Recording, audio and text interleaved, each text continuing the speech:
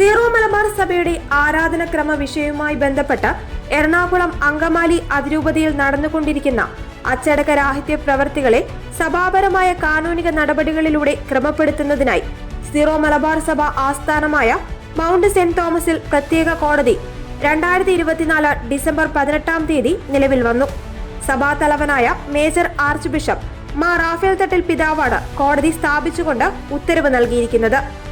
പൗരസ്ത്യ സഭകൾക്കായുള്ള കാനൻ നിയമത്തിന്റെ 89 നമ്പർ പ്രകാരം പൗരോഹിത്യ ശുശ്രൂഷകരുടെ അച്ചടക്ക മേൽനോട്ടം നടത്തുവാനുള്ള അവകാശവും കടമയും മേജർ ആർച്ച് ബിഷപ്പിൽ നിക്ഷിപ്തമാണ്.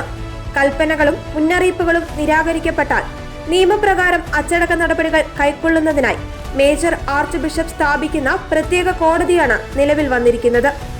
വിശുദ്ധ കുർബാനയർപ്പണത്തിന്റെ ഏകീകൃത രീതി സീറോ മലബാർ സഭയിൽ നിലവിൽ വന്നത് 2021 നവംബർ 28 മാർപ്പാപ്പയും പൗരസ്ത്യ സഭകൾക്കായുള്ള കാര്യാലയവും സീറോ മലബാർ സഭാ സിനഡും മേജർ ആർച്ച് ബിഷപ്പും അപ്പസ്തോലിക് അഡ്മിനിസ്ട്രേറ്ററും പൊന്തിഫിക്കൽ ഡെലഗേറ്റും ഉദ്ദേശരൂപേണയും കൽപ്പനകളായും ഏകീകൃത വിശുദ്ധ കുർബാനയർപ്പണം നടപ്പിലാക്കുവാൻ ശ്രമിച്ചിട്ടും വിശ്വാസികൾക്കിടയിൽ ഭിന്നതയ്ക്കും പൊതുസമൂഹത്തിൽ വലിയ ഉതപ്പിനും ഇടയാക്കുന്ന വിധത്തിൽ അച്ചടക്ക ലംഘനം തുടരുന്നതിനാലാണ് പ്രത്യേക കോടതിയുടെ സ്ഥാപനം അനിവാര്യമായി വന്നത്.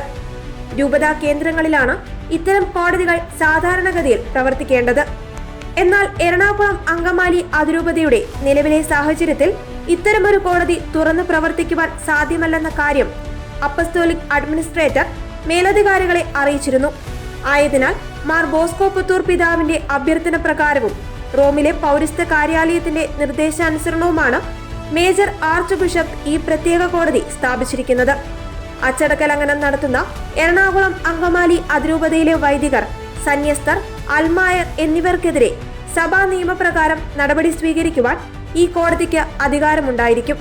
ഈ പ്രത്യേക കോടതി പൗരസ്ത്യ സഭകളുടെ കാനൻ നിയമ സംഹിതയും മറ്റ് സഭാ നിയമങ്ങളും അനുസരിച്ചായിരിക്കും പ്രവർത്തിക്കുക. പൗരസ്ത്യ കാനൻ നിയമ സംഹിതയനുസരിച്ച് കോടതി നടപടികളും ശിക്ഷാവിധിയും രോഗത്തിനുള്ള ചികിത്സയായും രോഗം മാറ്റാനുള്ള മരുന്നുമായാണ് വിവക്ഷിച്ചിരിക്കുന്നത്. കാരുണ്യത്തിന്റെയും സ്നേഹത്തിന്റെയും ഉപദേശത്തിന്റെയും വഴികൾ അടയുമ്പോഴാണ് സഭ നീതിന്യായ നടപടികൾ കൈക്കൊള്ളുന്നത്.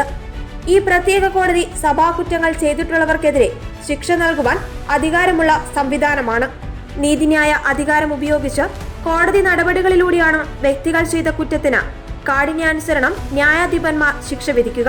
കാനൻ നിയമ പണ്ഡിതരായ father James Mathew Pampara CMI presiding ജഡ്ജിയായ കോടതിയിൽ ഫാദർ ജോസ് മാറാട്ടിൽ, ഫാദർ ജോയ് പാലിയേക്കര എന്നിവർ ജഡ്ജിമാരായിരിക്കും.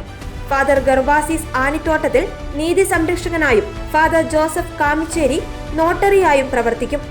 കൂടാതെ അഭിഭാഷകരായി father Joseph Parumel, father Francis Aloor, father Mathew Kallarackal എന്നിവരെയും നിയമിച്ചിട്ടുണ്ട്.